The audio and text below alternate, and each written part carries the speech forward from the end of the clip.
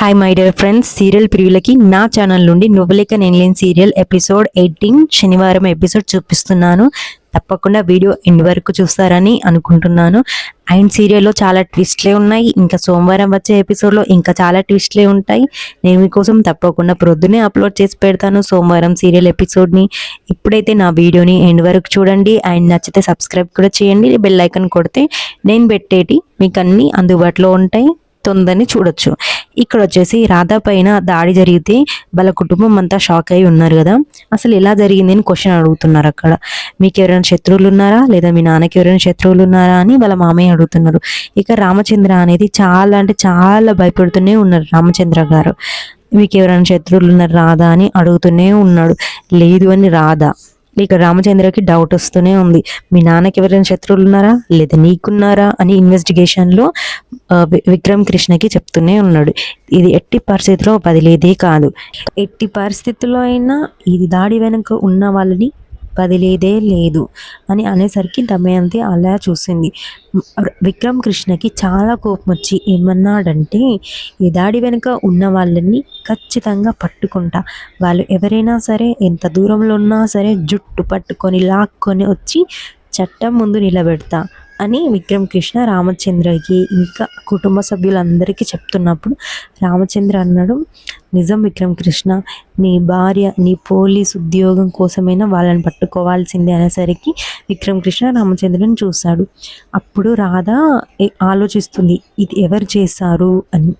ఇప్పుడు విక్రమ్ కృష్ణకి ఎవరు చేశారు నిజం తెలుస్తుంది.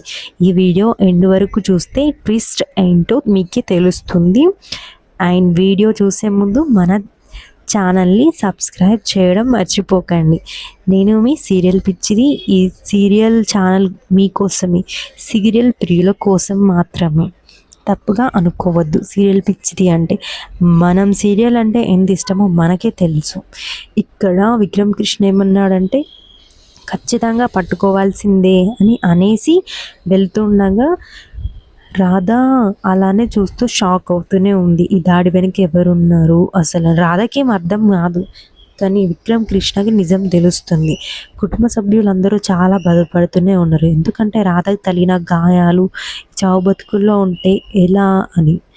కానీ దేవుని దయ వల్ల మనకు రాధ దక్కింది అని అనుకుంటున్నారు. విక్రమ్ కృష్ణ రాధని అలానే చూస్తూ ఉంటాడు, ఈ దాడి వెనక ఎవరు జరిగిండ్రు అని. అప్పుడు విక్రమ్ కృష్ణ రాధ అలానే చూస్తూ ఉంటుంది. అప్పుడు ఏమనుకున్నారంటే ఈ దాడి ఖచ్చితంగా చేసింది ఎవరో తెలుసుకోవాలి అని ఫిక్స్ అయ్యారు. ఇప్పుడు రాధ బయటికి వచ్చి ప్రశాంతంగా కూర్చుంటుంది. ఎందుకంటే బోనాల సమయంలో విక్రమ్ కృష్ణ తనకి పాపట్లో బొట్టు పెట్టినది చాలా బాగుంది కదా, మనకు కూడా చాలా నచ్చింది కదా. అది రాధ ప్రేమకు సంబంధించింది. అది చాలా ఆలోచిస్తూ ఉంటుంది అక్కడ బయట కూర్చొని. చాలా ఎమోషనల్ అయిపోతుంది. ఎందుకంటే అంత పరధ్యానంలో ఉండిపోయింది, అంత ప్రేమ విక్రమ్ కృష్ణ పైన. కానీ విక్రమ్ కృష్ణ చాలా ఎమోషనల్గా బొట్టు పెట్టిండు. తప్పదు కదా, అగ్రిమెంట్ మ్యారేజ్ చేసుకున్నప్పుడు నల్ల పూసలు వేసినప్పుడు చేయాల్సిందే. ఇప్పుడు రాధ కోసం వెతుక్కుంటూ బయటకు వచ్చిండు, రాధ ఎక్కడుంది అని. ముందుకు వచ్చేసరికి రాధ అక్కడ కూర్చొని ఉంటుంది. విక్రమ్ కృష్ణ చూశాడు, ఇంకా రాధ దగ్గరికి వచ్చాడు. రాధ చూస్తలే విక్రమ్ కృష్ణని వెనక్కి. కూర్చున్న సమయంలో విక్రమ్ కృష్ణ సూప్ తీసుకొని వస్తాడు రాధ దగ్గరికి. అప్పుడు సూప్ తాగించాలని విక్రమ్ కృష్ణకి, కానీ రాధ చేతులకి గాయమైంది కదా. విక్రమ్ కృష్ణ తనని అలానే చూస్తున్నాడు. అప్పుడు ఏమన్నాడంటే, ఏంటి అంత పరధ్యానము అంటే, పరధ్యానం కాదు సొంత ధ్యానమే అని రాధ అంటుంది. నువ్వు కాదు, నీ మాటలు కూడా అర్థం కావు నాకు అని విక్రమ్ కృష్ణ అంటాడు. నా మాటలు అర్థం చేసుకుంటే నేనేంటో అర్థం అవుతుంది అని రాధ అంటది. నిన్ను అర్థం చేసుకోవాల్సిన అవసరం నాకు లేదు అని విక్రమ్ కృష్ణ అంటాడు. అర్ధాంగిని చేసుకున్నాక ఇంకా అవసరం చేసుకోవాల్సిన అవసరం ఏముంది అని రాధ అంటది. ఇంకేం మాట్లాడొద్దు, నోరు మూసుకొని సూప్ తాగు అని విక్రమ్ కృష్ణ వెళ్తూ ఉన్నప్పుడు రాధ ఉఫ్ ఉఫ్ అని అంటూ ఉంటుంది సూప్ తీసుకొని. అప్పుడు విక్రమ్ కృష్ణ సూప్ తీసుకొని ఏమంటాడంటే, తాగడానికి ప్రయత్నిస్తుంది అప్పుడు రాధ. అప్పుడు విక్రమ్ కృష్ణ ఇలా ఇబ్బంది పడుతూ ఎలా తాగుతావు, నేను తాగిపిస్తా అంటూ విక్రమ్ కృష్ణ అంటాడు. తాగిపించేటప్పుడు రాధ అలానే చూస్తూ ఉంటుంది విక్రమ్ కృష్ణని. ఏంటి అలా చూస్తున్నావు అని విక్రమ్ కృష్ణ అంటాడు. అలా అనేటప్పుడు ఏమంటుందంటే బయటికి వస్తుంది అని చూస్తున్నా అని రాధ అంటుంది. అప్పుడు విక్రమ్ కృష్ణ అంటాడు, ఏంటి వస్తుంది అని విక్రమ్ కృష్ణ అనగానే అప్పుడు రాధ అంటుంది, మనసులో నా మీద ఉన్న ప్రేమ అని అనేసరికి విక్రమ్ కృష్ణ చాలా కోపం వస్తుంది. అప్పుడు ఏమంటాడంటే, ఎన్నిసార్లు చెప్పాలి, నీ మీద నాకు ఎలాంటి ప్రేమ లేదు, రాదు అని గట్టిగా చెప్పి వెళ్ళిపోతాడు విక్రమ్ కృష్ణ. విక్రమ్ కృష్ణ వెళ్ళిపోయాక రాధ అనుకుంటుంది, నీ మనసులో నా మీద ఉన్న ప్రేమ విషయం నీకు తెలియకపోయినా నాకు తెలుసు అని రాధ ఫుల్ హ్యాపీగా అంటుంది. ఆ ప్రేమని ఎలా బయటికి తీసుకురావాలో కూడా నాకు తెలుసు, తీసుకొస్తా అని ఎగ్జైటెడ్గా ఉంటుంది రాధ.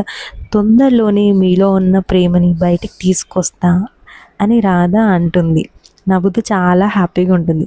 ఆ తర్వాత దమయంతి ఇంకా ప్రియా వాళ్ళు ఏం మాట్లాడుకుంటారంటే, ప్రియ ఏమంటుంది, రాధ పైన జరిగిన దాడి బాగుంది కానీ అలా చేయడం చాలా సిల్లీగా ఉంది మమ్మీ అనేసరికి దమయంతి అంటది, ఏంటి బేబీ ఏం సిల్లీగా ఉంది అంటే, రాధతో దాడి చేసింది ఓకే కానీ బావ ఉండంగా అలా దాడి చేయడం ఇంపాసిబుల్ అని ప్రియా అంటుంది.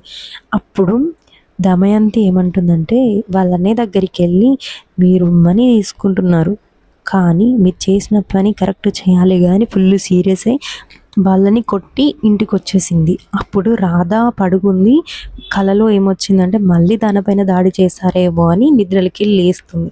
అప్పుడు విక్రమ్ కృష్ణ చూస్తూనే ఉన్నాడు. అప్పుడు దగ్గరికి వచ్చి కిందికి వచ్చి దగ్గరికి తీసుకొని ఏమంటాడంటే, ఏమైంది రాధా, ఏమైంది రాధా అంటే, నాకు మళ్ళీ అదే వస్తుందండి, చాలా భయం వేస్తుందని రాధ అంటుంది. నువ్వేం భయపడకు, నీ తోడుగా నేనుంటా, ఎప్పటికీ తోడుగానే ఉంటా అని విక్రమ్ కృష్ణ అంటాడు. ఆయన రాధ చాలా భయపడుతూ ఏడుస్తూ ఉంటుంది. అప్పుడు విక్రమ్ కృష్ణ దగ్గరికి తీసుకొని, ఏదైనా సరే ఇద్దరం ఒంటరిగా పోరాటి సాధించుదాం, నీకు నేను ఎప్పుడు తోడుగా ఉంటాను అని విక్రమ్ కృష్ణ అంటాడు. అప్పుడు చాలా ఎమోషనల్ అవుతుంది రాధ, ఇంకా చాలా బాధపడుతుంది, భయపడుతుంది కూడా. విక్రమ్ కృష్ణ చెప్తాడు, నువ్వు లేక నేను లేను, నీకు ఎప్పుడు తోడుగానే ఉంటాను అని విక్రమ్ కృష్ణ అంటాడు. ఇందులో మనకి ఏమర్థమైందంటే, ఆటోమేటిక్గా విక్రమ్ కృష్ణకి రాధ పైన ప్రేమ వస్తుంది. అప్పుడు మాటిస్తాడు, ఎలా అయినా ఈ దాడిలో ఎవరున్నారో పట్టుకుంటా అని. ఇప్పుడు దమయంతి నిజస్వరూపం ఎలా బయటపడుతుందంటే, విక్రమ్ కృష్ణ ఆ రౌడీ షీటర్స్ని పట్టుకుంటాడు ఫైనల్లీ. అప్పుడు రౌడీ వాళ్ళు ఏమంటారంటే, ఒక పొలిటీషియన్ ఆమె మాకు పైసలు ఇచ్చి మాకు ఇలా చేయమన్నది అని చెప్తాడు. అలా ఎవరు చేయమన్నారని విక్రమ్ కృష్ణ అడగానే, తన కూతుర్ని నువ్వు పెళ్లి చేసుకోలేదు, ఆమె ప్లేస్లకి ఈమె వచ్చింది, ఈమెను చంపేయాలి అని ఇదే చెప్పింది మాకు, అంతే తెలుసు, తన పేరు తన వివరాలు ఇంకేం తెలియదు అని ఈ రౌడీ విక్రమ్ కృష్ణకు చెప్తాడు. విక్రమ్ కృష్ణ చాలా ఆలోచిస్తాడు కానీ నిజం మాత్రం తెలుసుకుంటాడు. ఈ దమయంతి అత్తయ్యని ఇలా చేసింది, అస్సలు వదిలేదే లేదు అని విక్రమ్ కృష్ణ అనుకుంటాడు. రౌడీని అరెస్ట్ చేసి నిజమంతా బయటకు తెప్పించాడు విక్రమ్ కృష్ణ. చాలా అంటే చాలా బాగుంది కదా ఎపిసోడ్.